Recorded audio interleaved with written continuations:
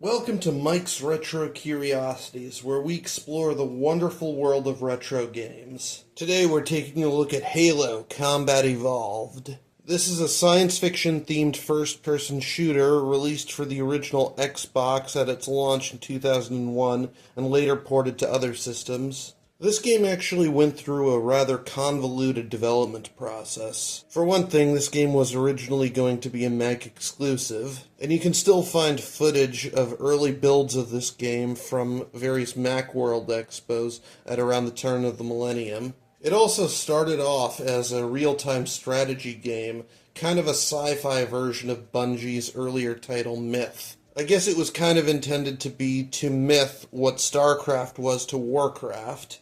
It later became a third-person shooter before then shifting perspective to first-person. At that point, Halo became something of a spiritual successor to Bungie's earlier sci-fi FPS Marathon. And in fact, the two series share quite a bit of iconography, symbolism, and themes, to the point where I remember it was a fairly popular fan theory at the time that Halo took place in the same universe as Marathon. This was later explicitly stated to be false, but the fact that this needed to be stated at all shows how much DNA the two series share. This game draws influence from a number of other games as well. From Half-Life, it took the more linear set-piece-based levels, and from Jurassic Park Trespasser, they took the large outdoor environments. Actually, early builds of this game show an even clearer influence from Trespasser in that it was more focused on survival with the ability to interact with and hunt various alien wildlife. The game also draws heavily from classic sci-fi, including works such as Larry Niven's Ringworld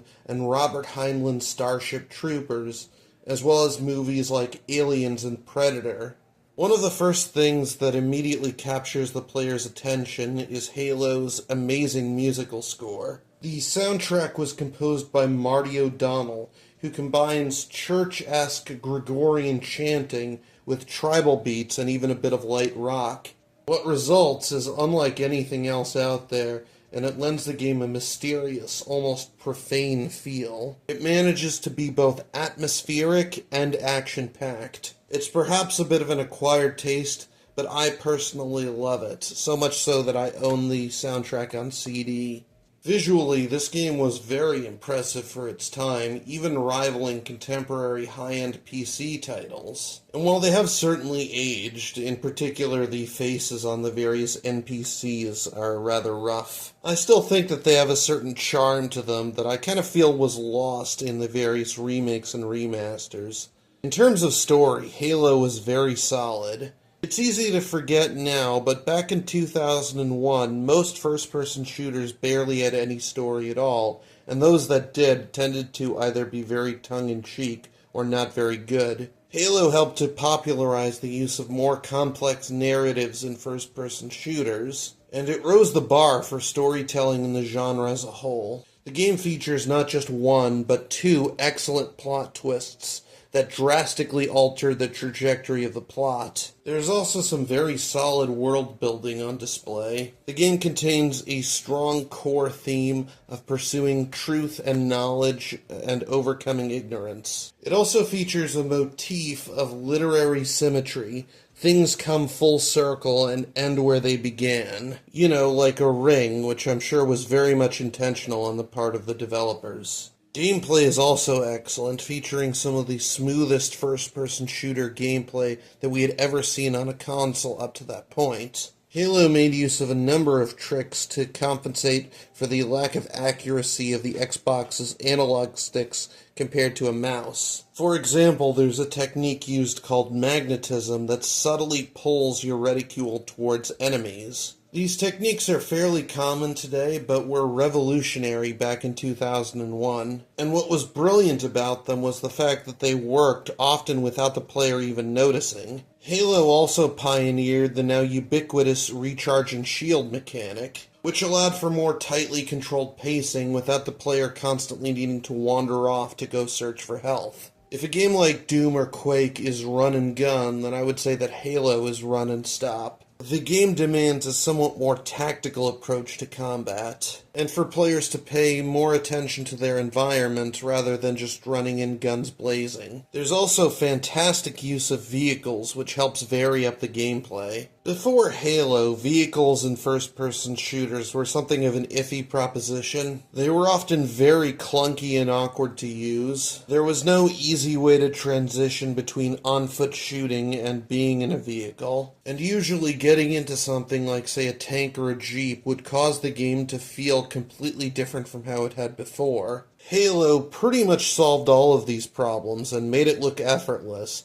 This was easily the smoothest integration of vehicles that we had ever seen in an FPS. The same could also be said for its use of melee attacks and grenades. With the sole exception of Duke Nukem's mighty boot attack, melee attacks in first-person shooters were treated basically as their own separate weapons. As a result, they were almost never used except as weapons of last resort when you had run out of ammo for everything else. Grenades weren't much better off, as they also usually used up their own weapon slot, were awkward and fiddly to use, and didn't usually cause much splash damage. Halo solved all of these problems, and again made it look effortless. Melee attacks and grenades could be used in conjunction with any other weapon in the game, and could be utilized at any time. Melee attacks were incredibly useful when in close quarters with the enemy, and if players could land a well-placed hit to the back of the head, even the toughest of foes could be dispatched in only a single strike. Grenades always flew in a predictable arc and caused significant damage to their surroundings. It was incredibly satisfying to land a well-placed grenade and take out a large group of foes. Doubly so if you could land a sticky plasma grenade. The game also introduced a 2-weapon limit to their loadout, oftentimes forcing players to make difficult choices as to what they wanted to bring into a fight. This is further complemented with a nice variety of different enemy types that each have different behaviors, as well as fairly intelligent and dynamic AI for both friends and foes alike. What results is a rock-solid core gameplay loop. The game essentially consists of 5 seconds of fun that are repeated over and over again with enough variety to keep it from getting stale. This is enhanced with the game's excellent level design and pacing, at least for the most part. On top of an excellent single-player mode, Halo also featured an extremely fun multiplayer. You could play with up to 4 players on a single console, or up to 16 through LAN play. This game actually helped to create an entire subculture of LAN parties at the time, all in service of doing battle across numerous now classic multiplayer maps. Who could forget the close-quarters combat of Beaver Creek, the wide-open tundra of Sidewinder, the long-range fun of boarding action, and of course the fan-favorite Blood Gulch. Now, of course, this game had its fair share of flaws. For one thing, weapons were often extremely unbalanced. The assault rifle, despite how iconic it is, was very weak and inaccurate. The pistol is insanely powerful, even being able to take out mini-boss level enemies like hunters in one hit. And the needler was nearly useless. While the levels are mostly well designed, some are definitely much better than others. In particular, the library stands out as something of a black mark on this game's otherwise stellar design. I can kind of see what they were going for with that one. It was kind of intended to be something of a zombie horde survival mission, but in execution it really just ends up being repetitive and boring. And while many of the multiplayer maps are fantastic, some of them unfortunately fall flat. Nonetheless, I think that this is a fantastic game that still largely holds up. Halo would end up becoming a massive critical and commercial success. The game ended up becoming the killer app for the original Xbox, and Master Chief pretty much became the system's mascot. The franchise became a pop culture sensation, though that has unfortunately faded over time. It's really hard to understate just how big Halo was during the early 2000s. The game itself would become massively influential, spawning countless copycats. Many of the features that this game introduced, such as the recharging health meter, would end up becoming standard throughout the FPS genre. Though I would argue that most titles didn't utilize these mechanics anywhere near as effectively as Halo did. It also helped to popularize first-person shooters on consoles, which before Halo were something of a rare sight and were often regarded as inferior to their PC cousins. And for a while, the sci-fi first-person shooter would become one of the most dominant genres in the industry. This would of course lead to the rather fruitless search for the quote-unquote Halo killer. For those who don't remember, this was an interesting phenomenon wherein any remotely interesting-looking sci-fi first-person shooter